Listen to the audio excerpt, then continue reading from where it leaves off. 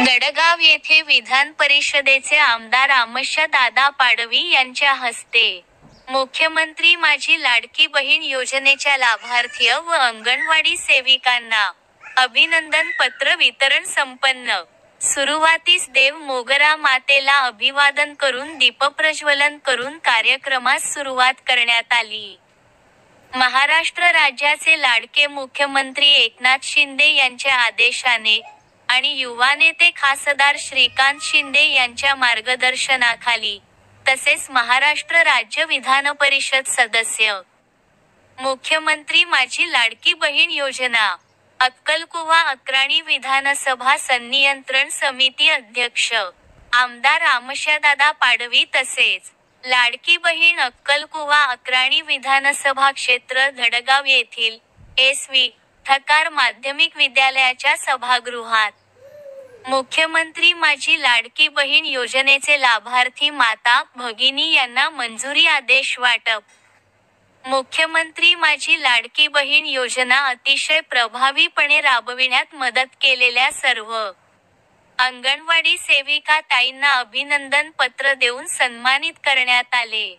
लाडकी बहीण योजनेचा अहवाल बालविकास प्रकल्प अधिकारी सौ करंके यांनी सादर केला। कार्यक्रमाचे सूत्रसंचालन मनलेश जयस्वाल यांनी तर आभार राजू पाटील यांनी मानले। शहरामध्ये जे सुविधा मिळतात त्याच्यापेक्षाही चांगल्या सुविधा दादा निश्चित मिळवून देतील हा विश्वास माझ्यासारखा कार्यकर्त्याला आहे, पण आपल्याला त्यांच्या मागे उभं राहावं। आज नंदुरबार जिल्ह्यामध्ये धडगाव तालुक्यात मुख्यमंत्री माझी लाडकी बहीण योजना आणि त्याच्यासाठी खास करून मुंबईहून आपल्या समोर आहे चौधरी मॅडम आलेली आहे।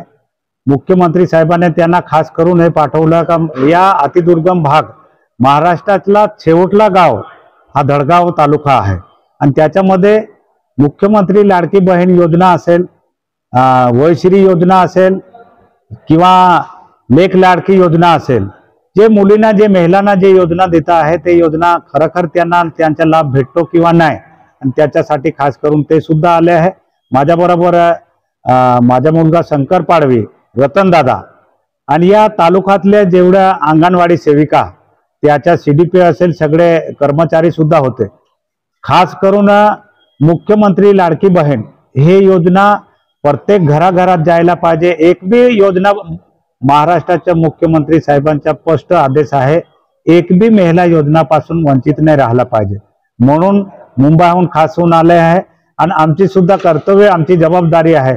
मी मुख्यमंत्री लाडकी बहीणचे अध्यक्ष आहे, माझ्याबरोबर कमिटीमध्ये सुभाष दादा, रतन दादा हे सुद्धा आहे आणि आम्ही सर्व मिळून पंचायत समितीचे जे बीडीओ असेल, सीडीपी असेल, तहसीलदार साहेब असेल, आम्ही सर्व मिळून कानाकोपऱ्यातली माझी लाडकी बहीण आहे ते योजनापासून वंचित नाही राहायला पाहिजे म्हणून हा मीटिंग होती।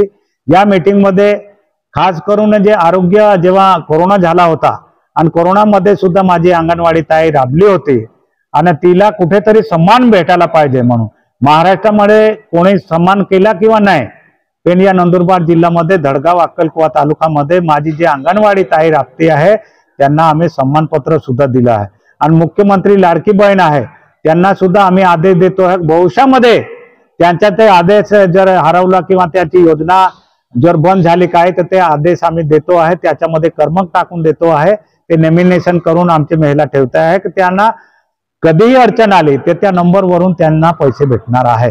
म्हणून महाराष्ट्राचे मुख्यमंत्री जे लाडके मुख्यमंत्री आहे देवेंद्र फडणवीस साहेब, मग अजितदादा, आपले शिंदे साहेबांबरोबर जो टीम आहे काम करणारी त्यांच्याबरोबर महायुतीमधून आम्ही एक कार्यकर्ता आहे तर ते साहेबांनी जो आदेश केला, महाराष्ट्राचा मुख्यमंत्री साहेब एकनाथ शिंदे साहेब 18 घंटे काम करतो आहे, मग त्यांच्या आदेशाने आम्ही सुद्धा काम करायला पाहिजे म्हणून आज धडगाव तालुक्यामध्ये ते सन्मान आपण महिलांना सन्मान पत्र दिलं।